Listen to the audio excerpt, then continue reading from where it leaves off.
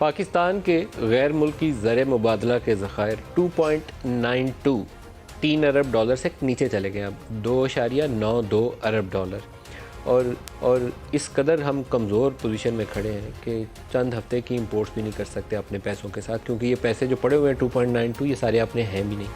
पिछले कई हफ्ते हमने सेवरल वीक्स हमने इस इंतज़ार में गुजारे थे कि हमें सऊदी अरब से, चाइना से, यूएई से, कतर से कुछ इमदाद मिलेगी और हम ये मुश्किल वक्त गुजार के आगे निकल जाएंगे। आईएमएफ आता है तो आए, नहीं आता तो ना आए, हम वैसे ही मैनेज कर लेंगे, क्योंकि आईएमएफ का 1 अरब डॉलर ये ज़्यादा नहीं है जो किस्त मिलनी है अगली।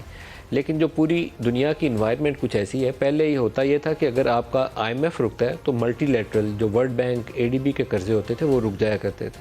वो कहते थे कि आपकी बैलेंस ऑफ पेमेंट साइड जो है पूरी कवर्ड नहीं है, इसलिए वो हम पैसे अपने रोक रहे हैं, पहले आईएमएफ से एग्रीमेंट करें फिर हम आगे आपके साथ चलेंगे। इस वक्त सूरत हाल ये है पाकिस्तान की कि जो दोस्त ममालिक जिनके ऊपर हम आंखें बंद करके भरोसा कर लेते हैं 98 के न्यूक्लियर टेस्ट के बाद, जब पूरी दुनिया हमारा वो गला दबाने पे तैयार बैठी हुई थी, तो उस वक्त भी सऊदी अरब ने हमें उधार पे तेल दे दिया था, कैश सपोर्ट कर दी थी और हमारा वो मुश्किल वक्त गुजर गया था। तो सऊदी वज़ीर ख़ज़ाना ने पब्लिक स्टेटमेंट दे दी कि हम पाकिस्तान की मदद करेंगे, पाकिस्तान के साथ चलेंगे, पाकिस्तान के भी और इजिप्ट के भी। लेकिन पाकिस्तान को आईएमएफ प्रोग्राम के मुताबिक अपना रिफॉर्म प्रोग्राम जो है उसको आगे बढ़ाना पड़ेगा। सऊदी टैक्स पेयर्स का पैसा है तो हम मदद तो करेंगे, लेकिन इनको खुद भी अपना हिस्सा डालना पड़ेगा। तो बाकी ममालिक की पोजीशन भी ऐसे ही है, किसी की भी फ़र्क नहीं है। किसी ने पब्लिकली बयान दे दिया तो बाकी चुप साधे बैठे हैं कि पहले देख लें इनके मुआहदे की आउटकम क्या होती है। ख़राबियाँ क्या हैं? वो कई ख़राबियाँ हैं और साल हर साल से, दहाइयों से हम उसी तरीके से ज़िंदा हैं कि उधार का लेके वो पी रहे हैं और फिर आगे वक्त गुजर जाता है, फिर सोचते हैं कि अच्छा 6 महीने का बंदोबस्त हो गया, अगला साल आएगा या 2 साल बाद हम सोचेंगे क्या करना क्या नहीं करना। बिजली का शोबा कई सालों से, कोई 15-1 साल से हमारे लिए जान का अज़ाब बना हुआ है। जान का अज़ाब इस तरीके से बना हुआ है कि हमने फर्नेस ऑयल के ऊपर बिजली बना रहे हैं। फर्नेस ऑयल की कीमतें दुनिया में ऊपर जा चुकी हैं। दुनिया सारी ऑल्टरनेट एनर्जी की चल जाती है। वो पन बिजली बनाते हैं, पानी से बनाते हैं, हवा से बिजली बनाते हैं, सोलर बिजली बनाते हैं, लेकिन हम कहते हैं नहीं, हमने फर्नेस से बनानी है। तो फर्नेस की कॉस्ट पे करनी पड़ती है। कॉस्ट हमने पूरी पास ऑन नहीं की, रुपया नीचे गिरता जा रहा है तो वो बढ़ती जा रही है कॉस्ट उसकी। तो उसका पूरा इम्पैक्ट जब पास ऑन नहीं करते तो वो हमारे सर्कुलर डेट की शक्ल में जमा होना शुरू हो जाता है। वो है इस वक्त 2600 अरब रुपए के ऊपर खड़ा। यही हाल हमने गैस का कर दिया। जो उसकी प्राइसेस आज से हमने 10 साल पहले फ़िक्स की थी, उसमें थोड़ा बहुत एडजस्टमेंट की है। 3 गुना, 1 से 3 की रेशो का जो हम कंपनीज़ को जो गैस डिस्कवर करती हैं उनको पे करते हैं और जो लोगों से कीमत वसूल करते हैं उससे 1 से 3 का फ़र्क पड़ चुका है। उसके नतीजे में वो भी कुछ 1600 अरब रुपये का सर्कुलर डेट गैस या पेट्रोलियम के शोबे के अंदर भी खड़ा हो चुका है। अब ये वो सूरत हाल है जिसके अंदर हम आईएमएफ के पास गए हैं तो आईएमएफ ने बोला इस 4200 अरब का भी हिसाब करो, सर्कुलर डेट ये कैसे ठीक करना है। रिजर्व्स तो तुम्हारे पास है कोई नहीं, उधार के मांगे हुए पैसे रिजर्व्स हम बताते हैं उनको, तो अपने रिजर्व्स कुछ भी नहीं है, पास पल्ले कुछ नहीं है हमारे इस वक्त। तो अपने रिजर्व्स कैसे बनाने हैं वो बताओ। ये जो दोस्त ममालिक से आप कहते हैं पैसे आएंगे, क्या वो पैसे देंगे? वो भी चीज़ें हमें तफसील बतानी है। फिर बजट खसारा। इमरान खान जिस चीज़ को अपने आखिरी साल के अंदर ग्रोथ का नाम देते थे कि मैंने 6% कर ली, पाकिस्तान की हिस्ट्री में कभी नहीं ऐसे हुआ, वो सारा का सारा एक्सपेंशनरी एक पॉलिसी थी जिसके अंदर ढेर सारा पैसा हमने खर्च कर दिया। स्टेट बैंक ऑफ पाकिस्तान ने सैकड़ों अरब रुपए रायती शरों पे कर्ज दे दिए और फिर उस एक्सपेंशन का नतीजा ये हुआ कि बजट खसारा यहाँ से यहाँ पहुँच गया और वो खसारा हमारे काबू में नहीं है। 20,000 अरब का इमरान खान ने 4 सालों में डेट बारो किया और अब डेट सर्विसिंग कॉस्ट की सूरत हाल ये है कि जितने भी पाकिस्तान हम टैक्स इकट्ठा करते हैं उसका बेशतर हिस्सा डेट सर्विसिंग में चला जाता है। ये जो रवां साल है जो 30 जून को भी ख़त्म होगा, 30 जून 2023 में, एक अंदाज़ा यह है कि 5,000 अरब रुपया सिर्फ हम सूद की अदायगी में देंगे। 5,000 अरब रुपया टैक्स हमने कितना इकट्ठा करना है? 7,500 अरब रुपया। तो 5,000 अरब रुपया सिर्फ हमने डेट सर्विसिंग में दे देना। तो ये ज़िंदा रहने के लिए ये वसाइल काफ़ी नहीं है। इसका नतीजा क्या होगा कि दोबारा हम 4-5 हज़ार अरब का खसारा करेंगे, 4-5 हज़ार अरब के और कर्ज़े ऊपर चढ़ाएंगे। तो कैसे आगे चलेंगे? इसका जवाब किसी के पास नहीं है।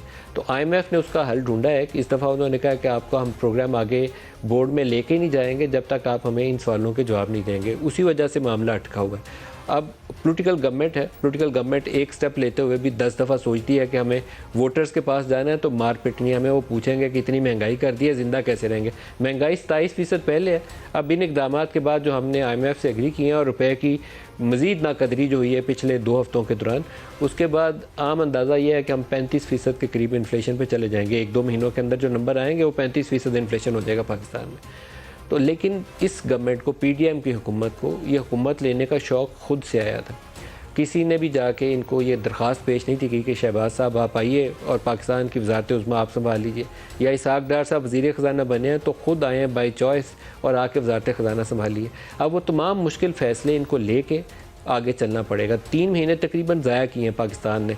प्रैक्टिकली अगर पाकिस्तान या कोई भी दुनिया का मुल्क इतनी मुश्किल सूरत हाल में हो तो ये अफोर्ड नहीं आप कर सकते कि 3 महीने आप इंतज़ार करते रहें, सोचते रहें कि हमने फ़ैसला लेना है और उस दौरान में यहाँ से यहाँ वो मसाइल का बात जमा हो जाए। वो आप अफोर्ड नहीं कर सकते। वो हमने 3 महीने ज़ाया किए हैं। अब फ़ैसले की घड़ी है और फ़ैसला लेने का तरीका ये है कि आपको जो इक़दाम एग्री किए हैं इन वन गो आप उनको इन्फोर्स करें ताकि बेयकीनी ख़त्म हो। मार्केट में अद्वियात की कमी है, शॉर्टेजेस है, क्योंकि उनको इंपोर्ट्स के लिए जो पैसे चाहिए हम उनको नहीं दे रहे। उनकी कीमतें एडजस्ट होनी है। वो एक झूठ होगा अगर ये कहा जाए कि वो अद्वियात वाली कंपनियों को कीमतें ऊपर नहीं करनी, उन्होंने कीमतें ऊपर करनी है, अदरवाइज़ वो मार्केट में अंदर बेशतर अद्विया बना के देनी बंद कर देंगे। इकनॉमिक वायबिलिटी होगी तो बनाएंगे, उसके ऊपर हुकूमत को फ़ैसला करना पड़ेगा और आज का फ़ैसला अभी करना पड़ेगा। टालेंगे तो मार्केट के अंदर शॉर्टेजेस आएंगी। पेट्रोलियम मसनूआत के ऊपर पेट्रोल पंपों की आप खबरें सुन रहे हैं, ये हुकूमती रिट की कमज़ोरी की भी निशानी है। लेकिन जब कोई एंटीसिपेट करता है कि 1 लीटर के पीछे उसे 10, 15, 20 रुपये इजाफी बचने वाले हैं तो वो फिर धंधा शुरू हो जाता है। लोग पैसा कमाने के लिए किसी भी हद तक जा सकते हैं और इस वक्त भी यही सूरत हाल है। तो आपको ये इक़दाम अभी लेने पड़ेंगे और मज़ीद टैक्सों के ऊपर भी दबाव है। तो टैक्सों के हवाले से कुछ एरियाज़ ऐसे हैं पाकिस्तान में, रिटेल ट्रेड के ऊपर पाकिस्तान का हमेशा से ख्वाब रहा है कि हमने टैक्स लगाने हैं। बजट में लगाए मिफ्ता इस्माइल ने, बाद में मरीम नवाज़ की फरमाइश के ऊपर उस टैक्स को वापस कर दिया। वो एक गलत फ़ैसला था, बेवकूफ़ी का फ़ैसला था। आपको इस सेक्टर को, रिटेल ट्रेड को टैक्स नेट के अंदर लेकर आना है। इसी तरीके से इमरान खान के दौरे हुकूमत के अंदर जो चीज़ें पाकिस्तान में बहुत मसाइल का सबब बनी, उसी में रियल इस्टेट के शोबे में इतनी बड़ी एमनेस्टी स्कीम दी गई, खुला पैसा भी दिया गया और बग़ैर कोई सवाल जवाब पूछे हुए। अब पाकिस्तान में सैकड़ों अरब रुपया प्लॉटों के अंदर इन्वेस्ट हो चुका है। जो कारोबारी बंदा था ना, उसने पैसा निकाल के उसके अंदर इन्वेस्ट कर दिया हुआ। आपको रियल स्टेट सेक्टर को टैक्स करना पड़ेगा, डॉक्यूमेंटेशन इन्फोर्स करनी पड़ेगी, ट्रांसपेरेंसी लानी पड़ेगी। इन एरियाज़ के ऊपर काम करके, फ़ैसला करके और अभी करके पाकिस्तान को आपको आगे ले जाना है और उसका रास्ता ढूंढना है कि हम दोबारा इस चुंगल में फिर न फंस जाएँ। हम चंद एक साल के बाद फंस जाते हैं, बैलेंस ऑफ पेमेंट क्राइसिस आता है और हम फिर फंस जाते हैं। सबसे बड़ी जो नाकामी है हमारी, फेलियर है हमारा, वो बरामदात में इजाफा ना होना है। बरामदात में हम एक जगह पटक गए हुए हैं और उसी के इर्द घूमते जाते हैं। टेक्सटाइल को इंसेंटिवाइज करते हैं, वो $1 अरब एक साल ऊपर जाती है, अगले साल फिर नीचे गिर जाती है। रिमिटेंसेस अगर ना हो पाकिस्तान की, जिसने पिछले 3-4 साल हमें सपोर्ट दिए रखी, तो हम बहुत ही शदीद मुश्किल में होते। इस वक्त $25-30 अरब वो जो आ जाता है उससे हम अपना गुजारा कर लेते हैं। $80 अरब की पिछले साल की इंपोर्ट का बिल है और $30 अरब की बरामदात है। तो 80 और 30 का $50 अरब का पाकिस्तान जैसे गरीब मुल्क के लिए ये फ़र्क, जो रिमिटेंसेस थी उसने $30 अरब तो कम कर दिया, बाकी का $20 अरब हम उधार कर्जे लेकर पूरा करते हैं।